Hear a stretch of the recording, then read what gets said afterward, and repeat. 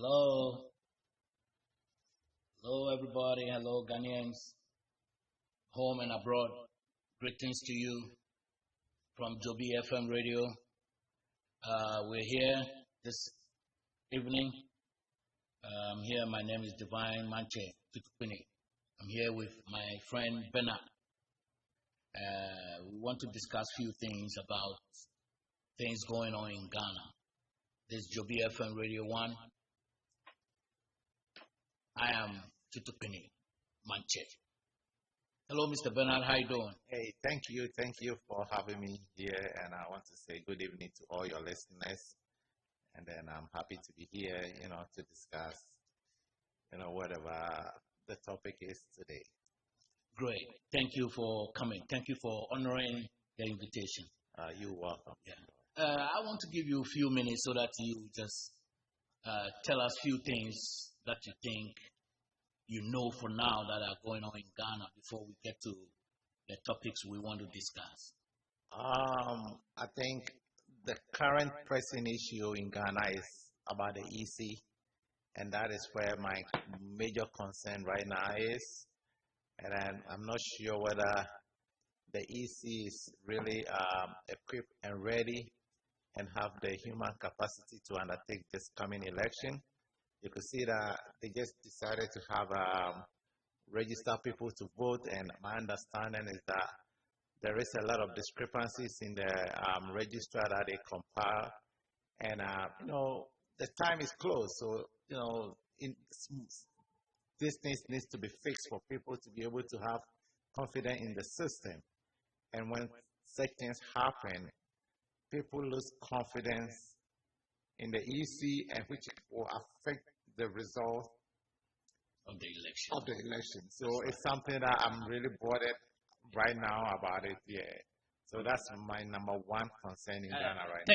Thank you. I think we have it in our discussion line, so we'll come to that. But I thank you for bringing that up, because if we don't have good election, the country is going to go chaos. Right. And when the country go chaos, we're going way, way back. The country will retrogress, and then a lot of things will be messed up. We have to look for money to fix those things before we get back to development again, and that will set the country back. Thank you very much. The economy, we want to talk a little bit about economy. Yeah. The economy is messed up due to a lot of things that happen in decision making, closing the banks, closing credit unions, and all this affected the bank system. Also, certain decisions or policy decisions that the government took in implementing free SHS wholesale. Let me use the word wholesale. The whole country, and now a lot of money have to be going into the free SHS. Now it seems like we don't have money to be running the economy in the other sectors. So they just say things. Oh, we're giving 500 million to National Health Insurance people. And then they will come, National Health Insurance will come out and say, no, we didn't receive no money. Oh, we've given so amount to these people. And then they will say, no, we didn't receive no money. So a lot of things, and the budget reading in the parliament, and then you realize that when they come back, they are spending money more than the budget. You know much about this thing, so I want to get your view on this. I think when it comes to the economy, I think it's about raising revenue and then spending money. So this government in particular have had a lot of revenue. It's true that free HSS, right? It confuses SSS. That's what free SS. Right. Free SS. I mean, to have that free education is a lot of money. Yeah. But I don't think that is the reason why we have the problem that we have.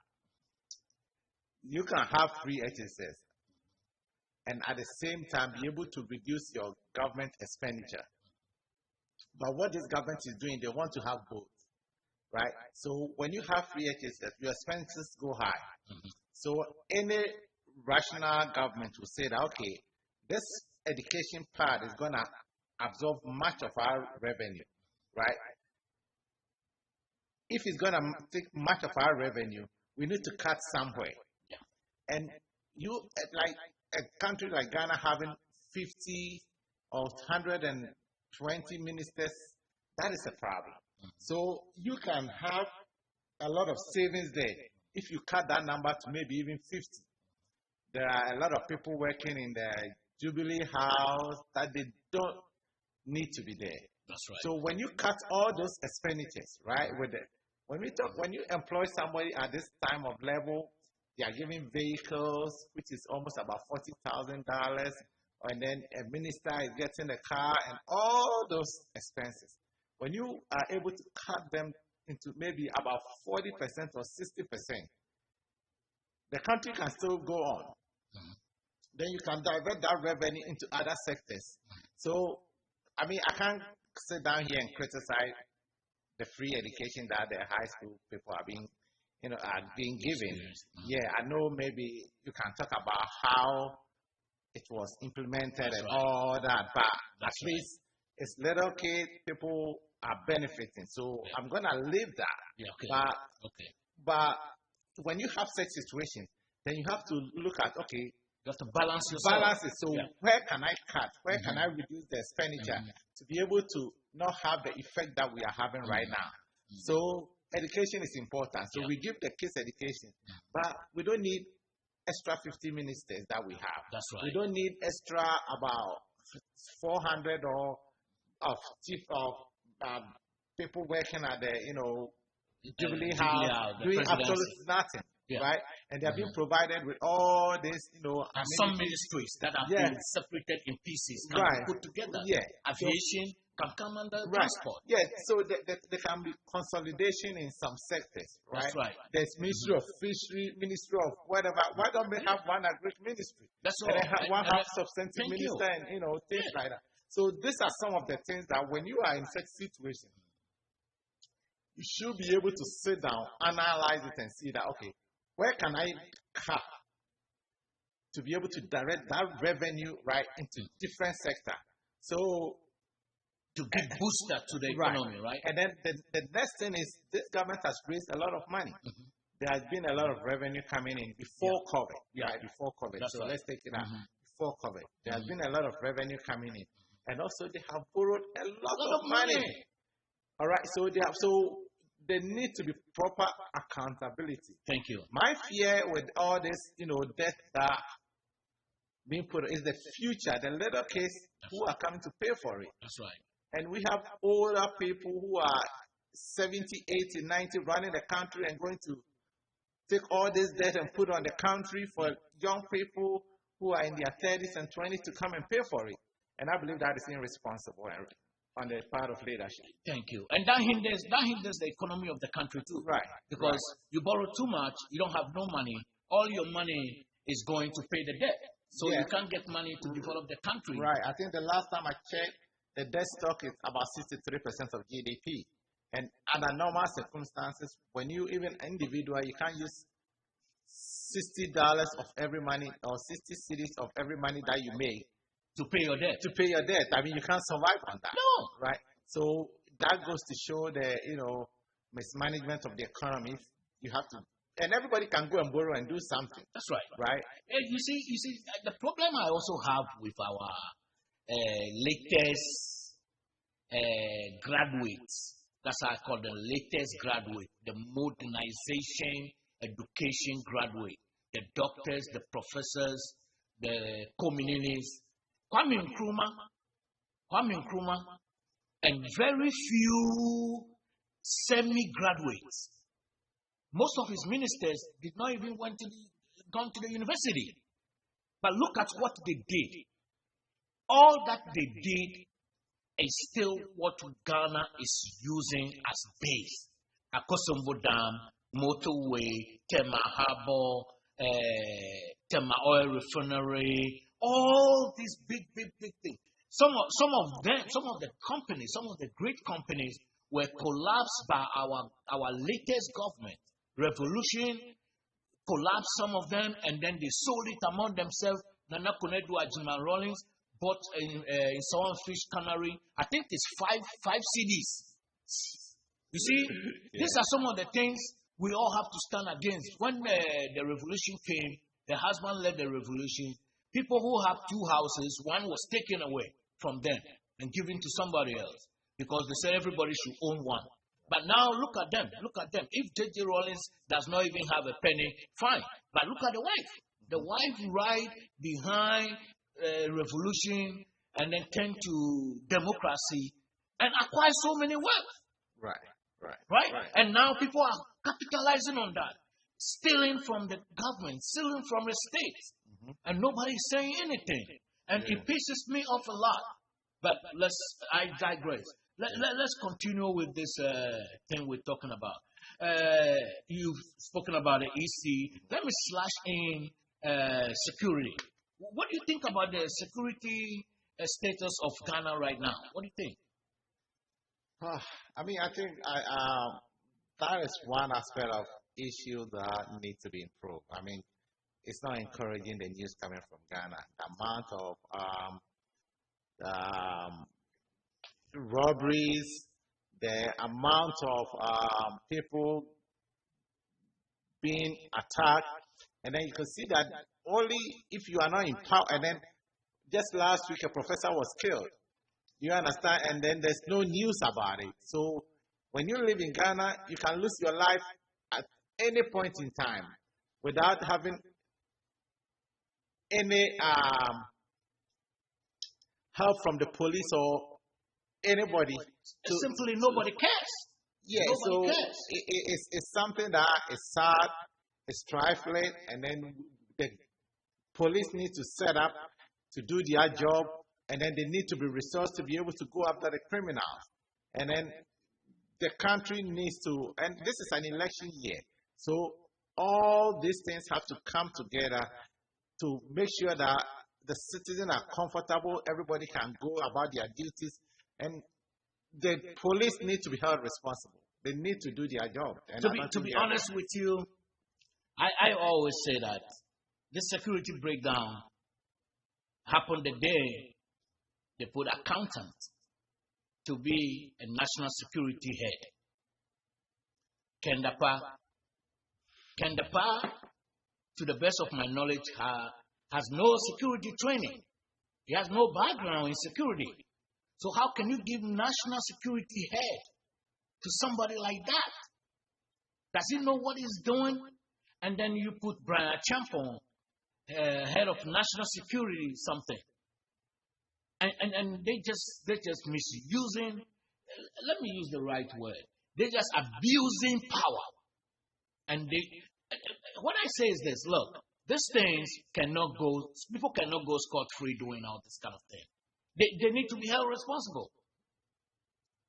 And I think one fundamental problem when it comes to Ghana security, like when a new government comes in, they want to put their people into positions like in the BNI and all other security agencies, without looking at whether the individuals that they are putting there have the requisite experience to do the job that they are supposed to do. That's right. Most of them are put there with no clue what they are doing.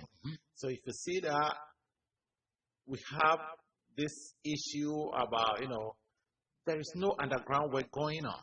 That's right. Even if it's going on, it's like it's been politicized. So they know, the government know, oh, these people are stealing money, these people are doing this, but because they are part of the party, they go scot-free. Let's look at the instance whereby there was people being tried in the court in Kumasi, and then people were able to go in there and then take away the corporate, and then the judge have to run away.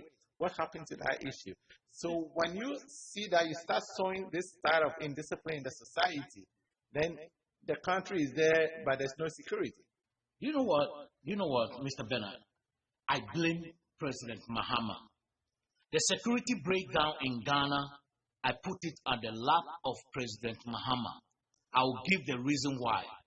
It's many reasons, but the one major reason that I put everything together like a cake. You know how you want to bake a cake? Flour, nut milk, egg, and all that. I put all this together. The very day that Ghana police and military combined arrested South Africans around Swedru, training NPP people. Training NPP people how to handle weapon and discharge weapon.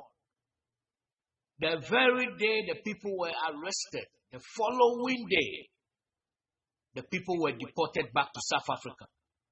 That is where we got wrong. That is where Ghana security went wrong. I mean, we can talk about, but we are not talking about Mahama is not the president right now, right? Yes. So we can't go back. Yes. We can't go back. He have his own problem. That's why people voted. I know by all means somebody will hear this, and by all means they will put it together. I am saying it. My name is Tutupini Manche. I'm saying it again. That where Ghana security found themselves wanted was the time when these people were arrested. The South Africa people were training NPP people, Delta Force and Invisible Forces, how to handle weapon and discharge weapon. None of them were arrested. No NPP member was arrested. And the South Africans that were arrested were sent back to South Africa the following day. Why did that happen? That is the cause of our problem. Yeah, that shouldn't have happened. But I mean, that's why Mahama people should have gone to jail. But I agree with you on that, but that's why Mahama was voted out, right? Okay, good. So, Mahama, as you're coming back, please. That thing should never happen again. Yeah, and that thing should be breakdown. If I were to be, I have opportunity to send one request to President Obama will be the day they sworn him in his speech, he should ban all vigilante group right that day they swore him in. It should be part of his message that from today, as I become the president, all vigilante groups are banned. The police, the soldiers should get on board and look for everybody who is a vigilante or every camp, dismantle them right away. Yeah, and then that is one fundamental and bigger problem that Ghana have right now.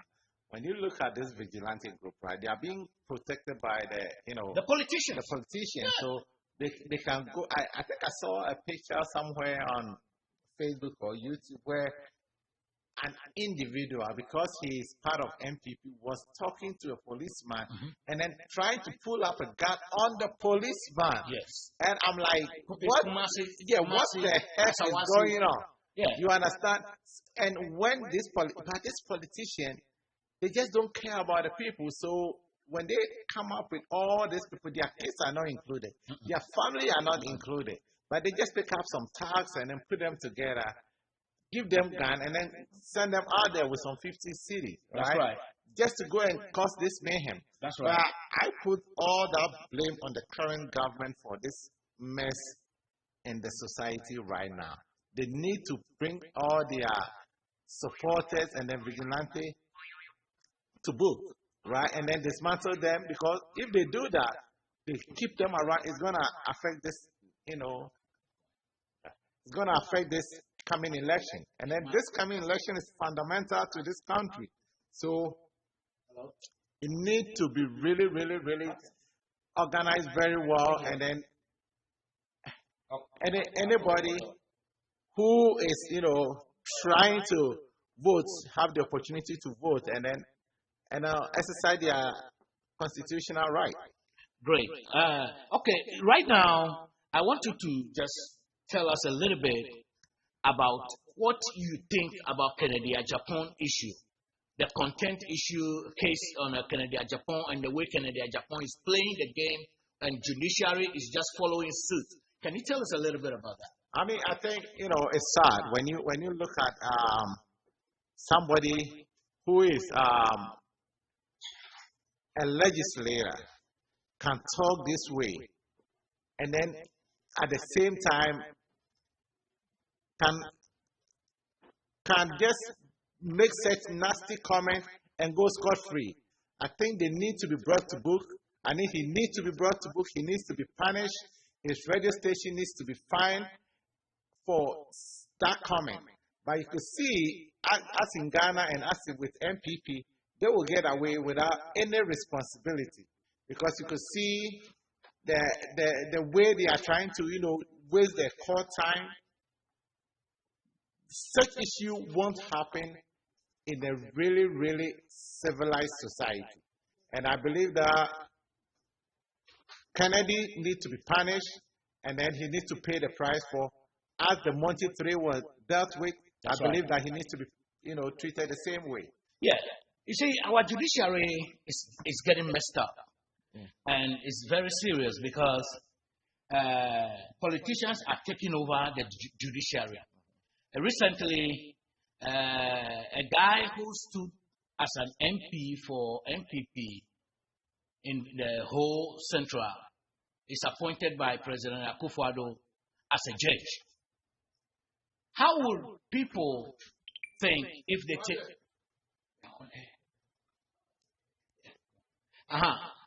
Hey, we gotta get a lot of people coming in.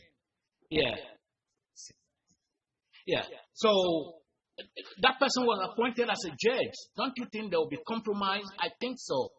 And also, there are a few things going on with our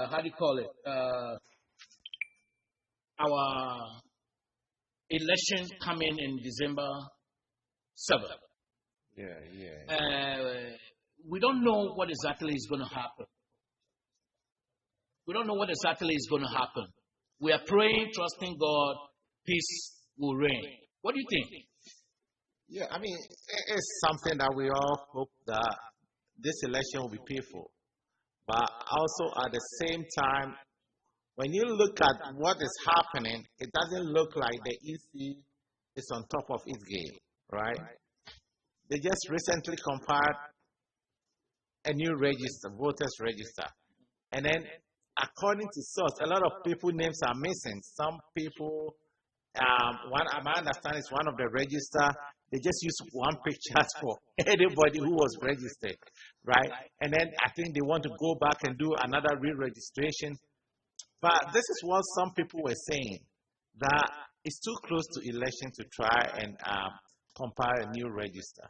And you could see that the way things are going right now, if care is not taken, it's going to disenfranchise a lot of people, and at the end of the day, cause a lot of problems. But my hope is that they'll be able to get their act together and then solve this issue as soon as possible, in order not to create any confusion. Great. Thank you very much, Mr. Bernard. And this is Joby FM Radio 1. We're here this evening discussing Ghana and issues going on in Ghana. Thank you very much for listening. Have a very good evening. And let me say this again, coronavirus is real. You might not think it's deadly as being propagated, but it's real and it can kill you. So please follow, medical instructions, or however I may say, just follow protocols and then you'll be fine. Love you. Take care. Have a very great week. We love you.